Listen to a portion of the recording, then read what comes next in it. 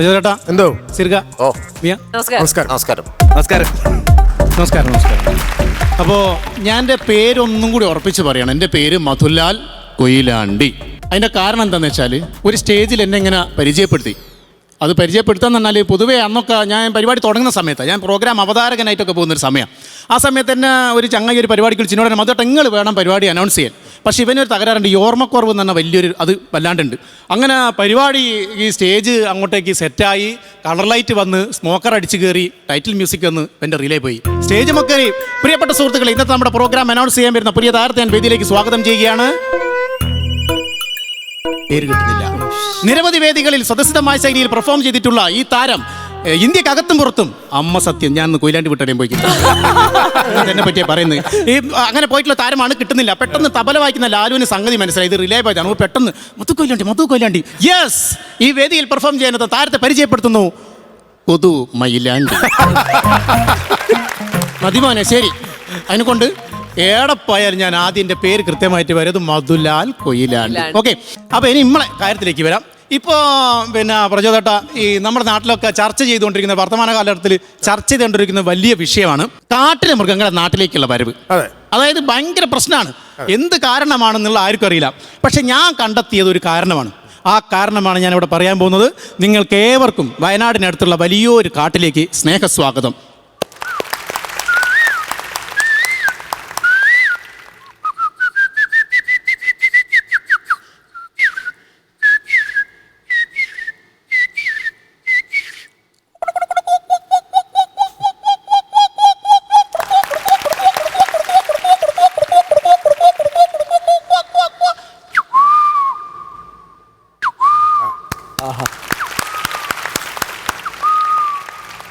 കാട്ടുകുന്ന് residence അസോസിയേഷന്റെ വാർഷികാഘോഷ പരിപാടിയിലേക്ക് ഏവർക്കും ഹൃദ്യമായ സ്വാഗതം.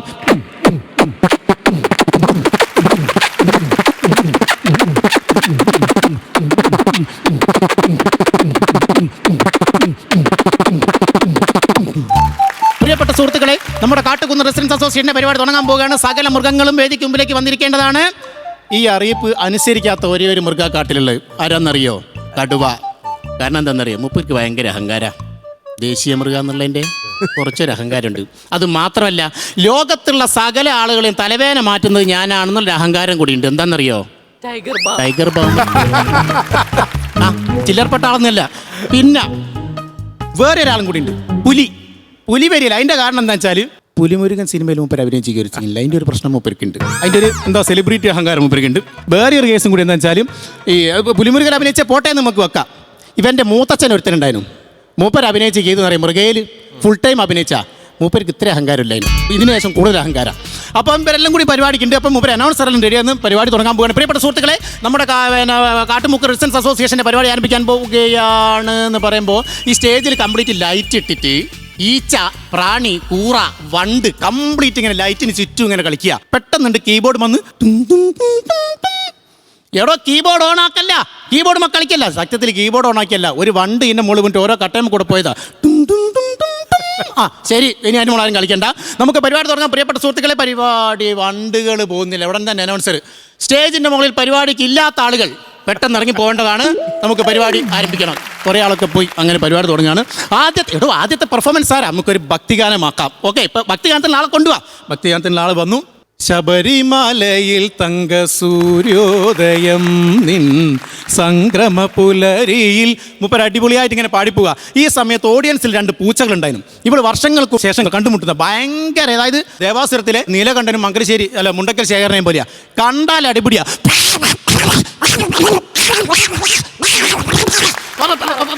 പാട്ട് പാടിക്കൊണ്ടിരിക്കും. പാടി പൊരിഞ്ഞ അടിപിടി. പാട്ടുകാരന് പിന്നെ മാർഗമല്ല. ഈരേഴുലകിലും അടിപിടിയായ അയ്യപ്പ നീ കാരുണ്യാമൃത. എടോ ഓനെ പിടിച്ച് കീക്കട. അടുത്ത ആരെങ്കിലും കയറ്റി. അടുത്തത് പാരയാ കയറ്റാം. ഒരു കാര്യം ചെയ്യാം നമുക്കേ. പിന്നെ അവിടുന്ന് ഇവിടെ നമ്മുടെ നാട്ടിലൊക്കെ ഉണ്ടല്ലോ എന്തെന്ന് ബംഗാളികൾ വരിക. അതുമാതിരി കാട്ടിലും കുറേ ബംഗാളിയുണ്ട്. ബംഗാളിൽ നിന്ന് വന്നൊരു പൂച്ചയുണ്ട്. മൂപ്പരവിടെ ബാർബർ ഷോപ്പിൽ പണിയെടുക്കുക. അപ്പം മൂപ്പർ ഹിന്ദി ഗായകനാ. മൂപ്പർ ഏറ്റവും പ്രധാനപ്പെട്ട പാട്ട് എന്ന് വെച്ചിട്ടുണ്ടെങ്കിൽ മുസാഫിർ ഹുയാറോ. ഈ പാട്ട് ഉഷാറായിട്ട് പാടും. മൂപ്പർ അറിയപ്പെടുന്ന തന്നെ അങ്ങനെ. ആടെ കാട്ടിൽ എന്ത് പരിപാടി മൂപ്പർ മുസാഫിർ ഉണ്ടാവും. ആ വേഗം കയറ്റി, നാം കയറ്റടാ. ആൾക്കാർ കൂക്കിലിരിക്കുന്നു. കയറ്റി. മൂപ്പർ വന്ന് മുസാഫിർ എത്തുമ്പോഴത്തേക്കാണ് ഒരു വണ്ട് പോകാൻ ബാക്കിണ്ടായിരുന്നു മേലേന്ന് കറങ്ങുന്നേ. മൂപ്പർ കറക്റ്റ് ടൈമിന് പാറി വന്ന് നേരെ അണ്ണാക്കിരി അങ്ങോട്ട് കയറി. പാടാണ്ടിരിക്കാൻ പറ്റില്ല, മൂപ്പർ അങ്ങോട്ട് പാടി മുഹാഫിർ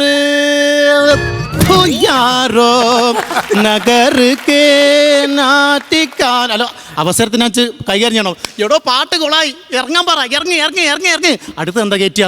അടുത്ത് നമുക്കൊരു കാര്യം ചെയ്യാം, അരണേൻ്റെ കഥ പറയൽ. അരണാന്ന് പറയാൻ പാടില്ല, സ്റ്റാൻഡേർഡായിട്ട് പറയണം. അടുത്തതായി വേദിയിൽ മിസ്റ്റർ അരുൺ കുമാർ അവതരിപ്പിക്കുന്ന കഥ പറയൽ. ഓക്കെ, വന്നു അരണ വന്നു. മറന്നുപോയി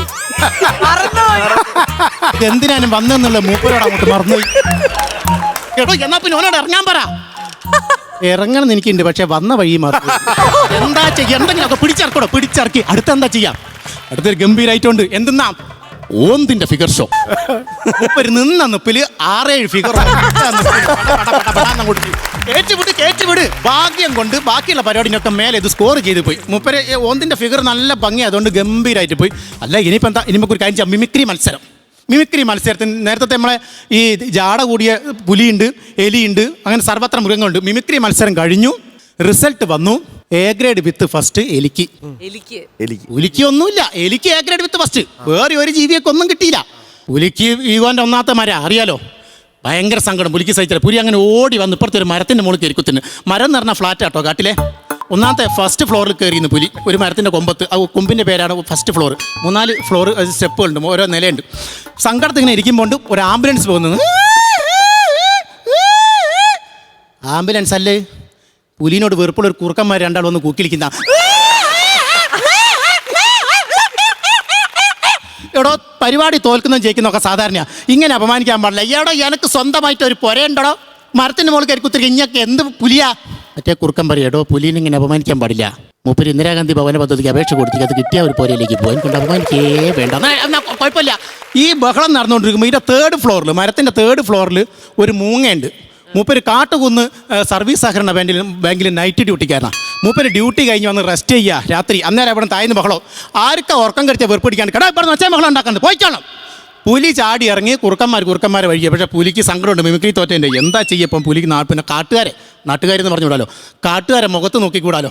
ഒരു ചായ കുടിക്കാൻ വേണ്ടി ടൗണിലേക്ക് നടന്നേരുണ്ട്. ഫ്ലെക്സുകൾ ഇങ്ങനെ ഉയർന്നു കിടക്കുക.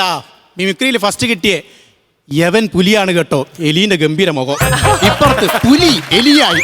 എൻ്റെ ദൈവമേ, ഇതിലും വലിയൊരു മാനക്കേട് പുലിക്കാനില്ല. പുലി ഒരു തീരുമാനം അടിച്ച് കാട് വിടുക.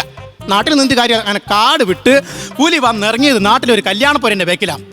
കഥ ഗംഭീര കരോക്കെ ഗാനമാണ് നടക്കുക. പുലി മുറുമുത് ഇടിക്കിടുക്കത്ത് ഇമ്മക്ക് ഇവിടെ നല്ല വിലയാന്നല്ല, കാട്ടിലെ ഇമ്മക്ക് വിലയിലാണ്ട്. ഏതാ പാട്ട്? പുലിക്ക് അങ്ങോട്ട് എന്താ പറയുക, ഉറഞ്ഞു കയറുകയെന്ന് അറിയില്ല. ഒരു ഒറ്റ ചാട്ട ആളുകൾ നടക്കിലേക്ക് പുലി അങ്ങോട്ട് ചാടി. നാട്ടുകാർ നാനാ ഭാഗത്തേക്ക് ചെതറിയോടി. നാരായണി എടുത്ത് സ്റ്റേജിൻ്റെ വയ്യ കൂടെ പഞ്ഞതായിരുന്നു. അവിടെ സാമ്പാർ തിളച്ചിട്ടുണ്ട്, അതിൻ്റെ അകത്ത് വീണെല്ലാം കൂടി മുങ്ങി തിരിഞ്ഞെല്ലാം കൂടി ചന്ദനത്തിൽ വീണമാതിരി ഇങ്ങനെ കിടക്കുക. ആയിക്കോട്ടെ, എന്തായാലും വേണ്ടിയില്ല. നാനാ ഭാഗത്തേക്ക് ആൾക്കാരോടി. പുലിക്ക് സംഗതി മനസ്സിലായില്ല. അന്നേരം അപകടം മനസ്സിലായത്. പല ആൾക്കാരും പല നോട്ടം ഓടി ഒരു കാട്ടിൽ പോയി. കാട്ടിൽ ഇങ്ങനെ ഇരിക്കുക. മൂപ്പര് ഒരു 1-2 മണിക്കൂർ കഴിഞ്ഞാൽ വിശപ്പ് തുടങ്ങി. കാട്ടുന്നേ വന്ന വരപ്പല്ലേ, എന്തെങ്കിലും ചെയ്യണമല്ലോ. നാനാ ഭാഗത്ത് നോക്കുന്നവരുണ്ട്. ദൂരെ ഒരു കഷ്ണം പോത്തിൻ്റെ കാലിങ്ങനെ അറുത്ത് കെട്ടി തൂക്കിക്ക്. കല്യാണപ്പുരയ്ക്ക് കൊണ്ടച്ചാ എന്തായാലും വേണ്ടി ശാപ്പിടാം. മൂപ്പര് നേരെ പോയി അത് കടിച്ചത് ഓർമ്മയുണ്ട്. ഇപ്പടാക്കെന്ന് പറഞ്ഞ ബേക്കറിൽ ഒച്ച കെട്ടു. വനപാലഗിരി വെച്ച കൂട കുടുങ്ങി. ഒരു രക്ഷയില്ല. എനിക്ക് തോന്നുന്നു ഒരു 1.5 സെക്കൻഡ് 3 സെക്കൻഡ് സമയം കൊണ്ടേക്ക് ആൾക്കാർ വരിക, സെൽഫിയൊക്കെ എടുക്കും. മൊബൈൽ ഫോണും പുലീനെ നിന്ന് സെൽഫി എടുക്കുന്നു. ആഹാ, തിരിഞ്ഞ് സെൽഫി എടുക്കുന്നു. ആഹാ, 10 മിനിറ്റ് കൊണ്ട് ഇൻസ്റ്റാഗ്രാം, ഫേസ്ബുക്ക്, വാട്സപ്പിലൊക്കെ പുലി അങ്ങോട്ടേക്ക് ഫേമസ് ആയി. 10 മിനിറ്റ് കഴിയുമ്പോഴത്തേക്ക് ഒരു ക്രെയിന് നേരെ വരുന്നു. ഈ കൂട് നേരെ പൊക്കുന്നു, ഒരു ലോറിയിലേക്ക് വെക്കുന്നു, കാട്ടിലേക്ക് കൊണ്ടുപോകുന്നു. പുലീനെ വീണ്ടും കാട്ടുകുന്നിൽ ഇറക്കി വിടുന്നു. ഇത് നല്ല കളിയാന്നല്ലോ. നാട്ടിൽ പോകുക, ബീഫ് തിന്നുക, ഗാനമേള കേൾക്കുക, നാട്ടിൽ പോകുക. ഇത് മൂപ്പരൊരു വാർത്താ സമ്മേളനം അങ്ങോട്ട് വിളിച്ച് കാട്ടില്. അതിനുശേഷമാണ് ഈ സർവത്ര സാധനങ്ങൾ നമ്മൾ നാട്ടിൽ കിടന്ന്